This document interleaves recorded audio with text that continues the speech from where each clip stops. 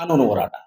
ಕಾನೂನು ಹೋರಾಟ, ಕಾನೂನು ಪ್ರಕಾರವಾಗಿ ಏನ್ ಮಾಡಬೇಕು, ನಮ್ಮ ಸರ್ಕಾರದ ನಮಗೂ ಎ.ಜಿ. ಅಡ್ವೊಕೇಟ್ ಜನರಲ್ ಇರ್ತಾರೆ, ಸರ್ಕಾರದ ವಕೀಲರು ಇರ್ತಾರೆ, ಅದಕ್ಕೂ ಇನ್ನ ಸೀನಿಯರ್ ವಕೀಲ್ಸ್ ಇರ್ತಾರೆ. ಅವ್ರ ಹತ್ರ ಮಾಹಿತಿ ತಗೊಂಡು ಅವ್ರ ಹತ್ರ ಚರ್ಚೆ ಮಾಡಿ ಏನು ಮಾಡಬಹುದು ಅನ್ನೋದ್ರ ಇದ್ರ ಮೇಲೆ ಕಾನೂನು ಹೋರಾಟವನ್ನು ಇದ್ರ ಮೇಲೆ ನಾವು ಪ್ರಾರಂಭಿಸ್ತೀವಿ.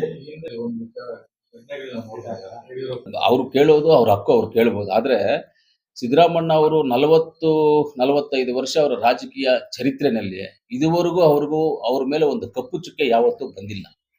ಇವತ್ತು ಅವ್ರ ಮೇಲೆ ಏನು ಕಪ್ಪು ಚುಕ್ಕೆ ಯಾವುದು ಇಲ್ಲ ಅವ್ರ ಮೇಲೆ. ಇವತ್ತೂ ಯಾವುದು ಇಲ್ಲ ಅವ್ರ ಮೇಲೆ. ಈ ವಿಚಾರಕ್ಕೂ ಅವ್ರಿಗೂ ಸಂಬಂಧನೇ ಇಲ್ಲ. ಅವ್ರ ಮಿಸಸ್‌ದು ಜಮೀನು 3.5 ಎಕರೆ ಜಮೀನನ್ನ ಲೇಔಟ್ ಮಾಡಿ ಮಾರ್ಬಿಡ್ತಾರೆ ಮೂಡಾದವರು. ಅದಕ್ಕೆ ಬದಲಿಯಾಗಿ ನಾವು ಮಾರ್ಬಿಟ್ಟಿದೀವಿ, ತಪ್ಪಾಗಿದೆ ಅಂತ ಹೇಳ್ಬಿಟ್ಟು ಅದಕ್ಕೆ ಬದಲಿಯಾಗಿ ಬೇರೆ ಜಾಗದಲ್ಲಿ ಸೈಟ್‌ಗಳು ಕೊಡ್ತಾರೆ. ಅದು ಸಿದ್ದರಾಮಣ್ಣ ಅವರು ಸರ್ಕಾರದಲ್ಲಿ ಇದ್ದಾಗೋ, ಇವ್ರು ಚೀಫ್ ಮಿನಿಸ್ಟರ್ ಇದ್ದಾಗೋ ಕೊಟ್ಟಿರುವಂತದ್ದಲ್ಲ ಅದು. ಬಿಜೆಪಿ ಸರ್ಕಾರ ಇದ್ದಾಗ ಕೊಟ್ಟಿರುವಂತದ್ದು. ಏನಾದ್ರು ಇವ್ರು ಚೀಫ್ ಮಿನಿಸ್ಟರ್ ಇದ್ದಾಗ ಕೊಟ್ಟಿದ್ರಾ? ಬಿಜೆಪಿ ಸರ್ಕಾರದಲ್ಲಿ